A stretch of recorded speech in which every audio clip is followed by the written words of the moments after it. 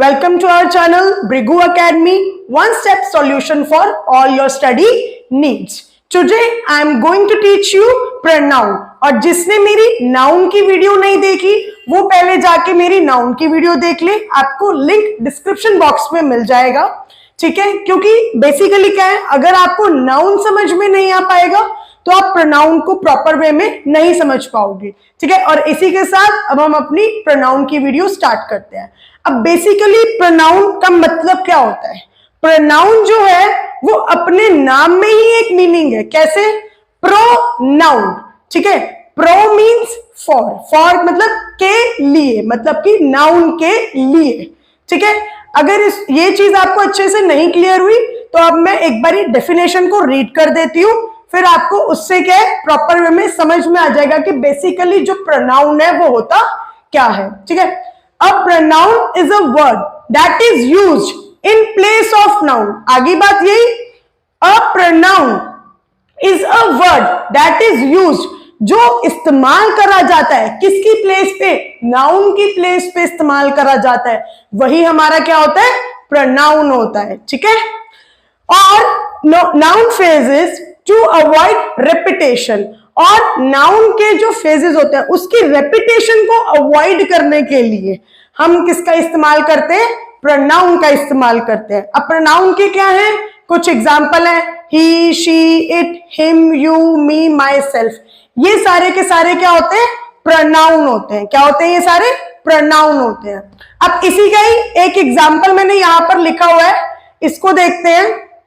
Rohan is a good boy. Rohan जो है वो अच्छा बच्चा है। Rohan plays football. Rohan football खेल रहा है। Rohan loves Rohan parents. अब आप देख रहे हो कितना रोहन रोहन रोहन आ रहा है, तो हम इसकी जगह पे क्या लगा देंगे कि Rohan is a good boy. अब यहां पे तो हमें लगाना पड़ेगा कि रोहन जो है वो एक अच्छा बच्चा है। अब रोहन प्लेज फुटबॉल, अब रोहन की जगह पे हम क्या लगा देंगे? रोहन की जगह पे हम लगा देंगे ही प्लेज फुटबॉल।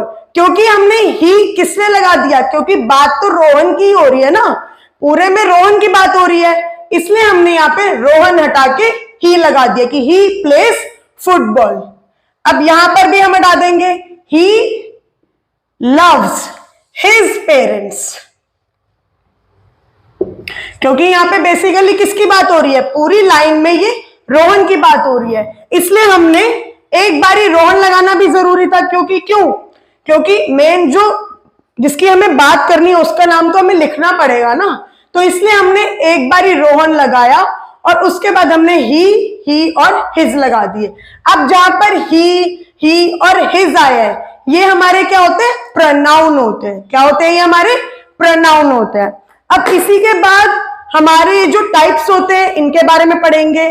इसके ये मैंने कुछ टाइप्स लिखे हुए हैं, ये हम पढ़ेंगे। अब पहला हमारा कौन सा होता है? पर्सनल प्रोनाउन होता है, फिर रिफ्लेक्टिव प्रोनाउन होता है, फिर हमारा एम्फेटिक प्रोनाउन होता है, डेमोन्स्ट्रेटिव भी है, पोजेसिव भी है, रिलेटिव भी है और इंटेरोगेटिव भी है। अब इन्हीं जो टाइप्स है हमारे, इनको हम पूरे के पूरे डिटेल में अब हम पढ़ेंगे कि ये बेसिकली होते क्या है। पर्सनल प्रोनाउन क्या होता है, रिफ्लेक्सिव प्रोनाउन क्या होता है, एम्फेटिक प्रोनाउन, और हमारा जैसे डेमोन्स्ट्रेटिव प्रोनाउन क्या होता है, possessive pronoun, relative pronoun and interrogative pronoun होता क्या है, ठीक है। चलिए अब हम स्टार्ट करते हैं पर्सनल प्रोनाउन।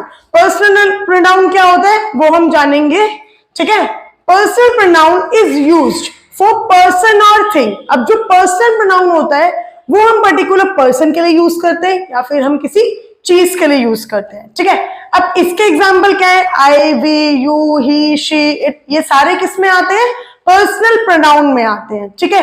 और पर्सनल प्रोनाउन के कुछ टाइप्स भी होते हैं, उसको भी हम देखते हैं। इसमें हमारे आते हैं द पर्सन स्पीकिंग, ठीक है। ये हमारा क्या होता है? फर्स्ट पर्सन होता है। जो पर्सन बोल रहा होता है उसे हम क्या बोलते हैं? फर्स्ट पर्सन बोलते हैं, ठीक है। द पर्सन स्पोक टू, जिससे फर्स्ट पर्सन बात कर रहा होता है वो हमारा कौन होता है? सेकंड पर्सन कहलाता है। द पर्सन स्पोक ऑफ, मतलब जिसके बारे में बात हो रही होती है, मतलब वो हमारे पास प्रेजेंट नहीं है, उसके बारे में हम बात कर रहे होते हैं, तो वो हमारा क्या होता है? थर्ड पर्सन होता है, ठीक है। ये हमारा था पर्सनल प्रोनाउन, ठीक है। अब इसके बाद हमारा आता है reflexive pronoun. Reflexive pronoun basically क्या होता है, जिसमें सब्जेक्ट परफॉर्म कर रहा होता है अपने ही ऊपर। ठीक है, एक बार हम इसकी डेफिनेशन भी देख लेते हैं जिससे आपको क्लियर हो जाएगा कि रिफ्लेक्सिव प्रोनाउन होता क्या है। चलिए एक बार हम पढ़ लेते हैं। It represents the action performed by the subject. ये रिप्रेजेंट करता है एक्शन जो परफॉर्म सब्जेक्ट से ही होता है, is on the subject itself, मतलब जो सब्जेक्ट ही अपने ऊपर करता है। ठीक है, ये हमारा क्या हो जाता है, रिफ्लेक्सिव प्रोनाउन। और कुछ रिफ्लेक्सिव प्रोनाउन के भी एग्जांपल है, myself, itself, himself, herself, ourself, themself. मतलब बेसिकली रिफ्लेक्सिव प्रोनाउन में एंड होता है सेल्फ के साथ और सेल्फ्स के साथ। ठीक है, SELF सेल्फ, SELVES सेल्फ्स के साथ। ठीक है, अब मैंने यहां लिखा तो नहीं है, पर मैं एक बार आपको बता देती हूं कि जो सेल्फ होता है SELF सेल्फ, वो किसके साथ लगता है, और SELVES सेल्फ वो किसके साथ लगता है। ठीक है, अब जो हमारा सेल्फ होता है वो हमारा लगता है सिंगुलर चीज के साथ, सिंगुलर के साथ पर्टिकुलरली लगता है, और जो सेल्फ होता है वो हमारा लगता है प्लूरल के साथ। ठीक है, तो अब हमारा ये कंप्लीट होता है रिफ्लेक्सिव प्रोनाउन। फिर हमारा नेक्स्ट आता है एम्फेटिक प्रोनाउन। ठीक है, और ये हमारा लास्ट टाइप होगा, बाकी के जितने भी टाइप बचे हैं वो मैं आपको नेक्स्ट वीडियो में शेयर करूंगी। ठीक है, चलिए अब हम पढ़ते हैं बेसिकली एम्फेटिक प्रोनाउन होता क्या है।